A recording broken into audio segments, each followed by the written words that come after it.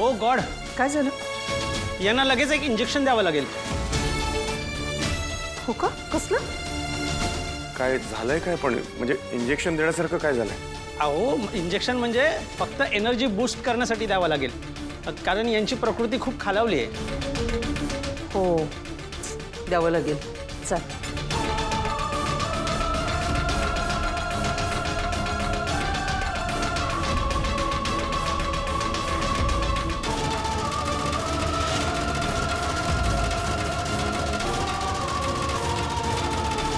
थांबा डॉक्टर.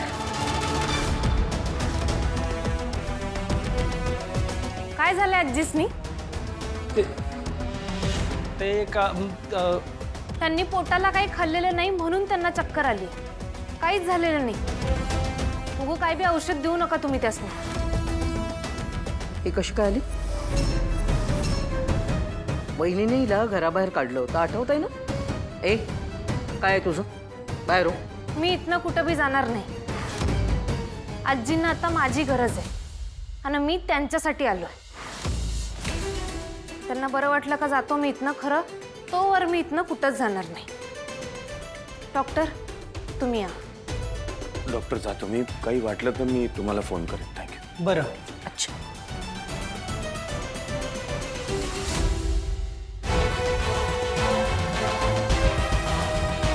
माझ्या वहिनीला उगीच त्रास देऊ नको. तू निघ आधी. तू निघ म्हटलं ना ग. चल निघ. आत्या, कमळी इथून कुठेही जाणार नाही.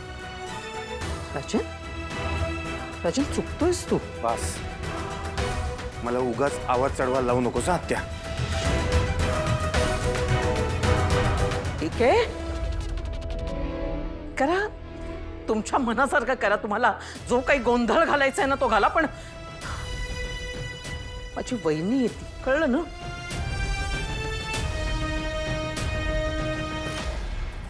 फ्रँकली स्पीकिंग आई, मला अनिकाचं प्रोजेक्ट खूप आवडलं. अगं किती चांगलं होतं, किती पोटेन्शियल होतं त्या प्रोजेक्टमध्ये. बाकीचे प्रोजेक्ट्स बघितलेस तू? Bloody waste of time. तसंच काही नाही रोहित. इनफॅक्ट मला बऱ्याच स्टुडंट्सचं प्रेझेंटेशन, त्यांच्या आयडियाज आवडल्या. आणि कमळीचं प्रेझेंटेशन आणि आयडिया सुद्धा खरंच खूप चांगली होती.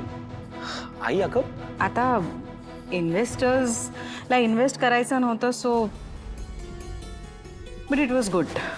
Come on I. हे बघ, इन्व्हेस्टर्स सगळ्यात आधी विचार करतात तो प्रॉफिटचा. आणि ह्या प्रोजेक्टमधून काय प्रॉफिट मिळणार होतं त्यांना, आणि आपण तरी काय उत्तर देणार होतो की खेड्यातल्या मुलांना आणून आम्ही शाळा काढतोय.